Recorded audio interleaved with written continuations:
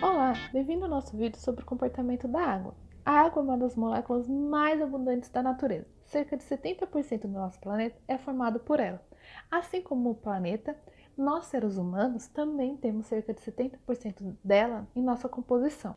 Um fato que demonstra a dependência da vida que conhecemos com a água é o fato que agências espaciais, como a Agência Espacial Americana, a NASA, utilizam a água como critério para a possibilidade de vida em outros planetas.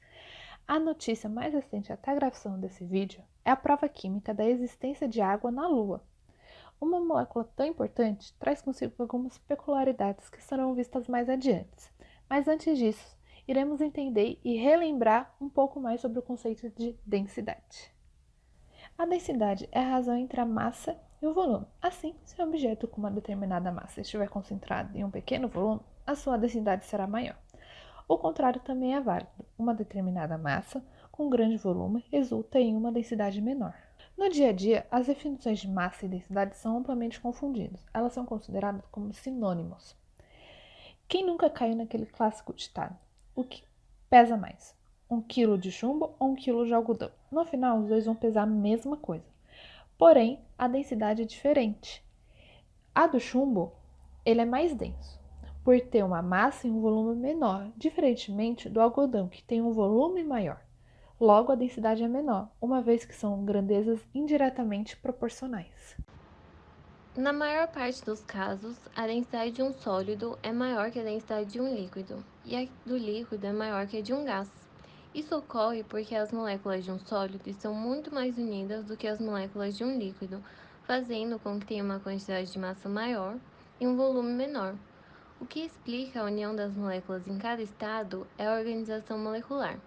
No estado líquido, as moléculas estão mais distantes uma das outras, vibrando com uma intensidade maior e conseguem se movimentar.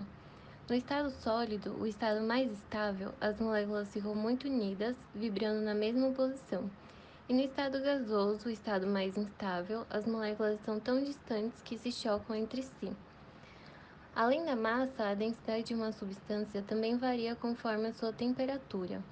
Por exemplo, a densidade da água a 4 graus Celsius é igual a 1 grama por centímetro cúbico, e por conta disso, essa densidade é usada para calcular a densidade relativa de sólidos e líquidos.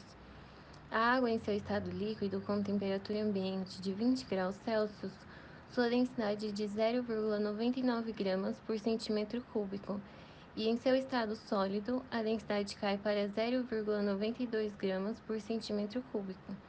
Duas vantagens desse fenômeno da densidade da água é que o gelo é um isolante térmico, e graças à sua densidade menor que a água líquida, águas de mares e lagos não ficam completamente congeladas. O que acontece é que a água sólida se consolida em uma camada acima da água líquida, impedindo que o resto da água congele e conservando a vida animal e vegetal. Outra vantagem é que na época do ano mais fria, a água chega em sua temperatura de 4 graus, fazendo com que crie uma corrente de convecção.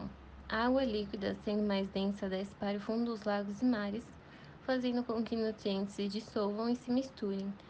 Esse comportamento comum não é individual da água, também acontece com algumas outras moléculas, como a da prata, do ferro e do bismuto. Para entender o comportamento raro da água, é necessário ter conhecimento prévio sobre as relações intermoleculares, ou seja, as relações que ocorrem entre moléculas diferentes. Para introduzir tais relações, começaremos tratando das três principais. Primeiramente, temos o dipolo induzido. Esta é a mais fraca das três e ocorre entre duas moléculas apolares, sem polos, negativo ou positivo. Isso ocorre pois os elétrons estão distribuídos uniformemente pela eletrosfera da molécula, porém, em dado momento, os elétrons se concentram mais em uma parte, gerando assim um dipolo, que consequentemente induz o dipolo em todos os outros corpúsculos ao redor. Em segunda análise, observa-se o dipolo-dipolo. Em questão de força, é o intermediário. Este ocorre entre moléculas polares, de forma que o polo positivo se atrai pelo polo negativo, e assim sucessivamente. Por último, existem as pontes de hidrogênio. Essa relação é mais forte e é responsável pelo comportamento da água. Ocorre quando moléculas X e Y, sendo polares, têm em suas composições um átomo de hidrogênio e um átomo de flúor, oxigênio ou nitrogênio. Agora vamos ver sobre as relações intermoleculares da água. Para maior compreensão sobre a diferença de densidade da água no estado sólido e no estado líquido, devemos estudar as relações intermoleculares nesses dois estados, pois os arranjos de suas moléculas explicam a sua densidade. A água, como todo mundo sabe, é composta por 2 átomos de hidrogênio e 1 de oxigênio, ou como mais conhecemos, H2O. As moléculas, como dito anteriormente, são ligadas umas às outras por meio da ligação de hidrogênio. A água, na sua forma líquida, apresenta uma geometria angular, que permite que ela façam apenas 4 ligações, ou seja, elas são mais espaçadas e, por consequência, possuem um menor volume.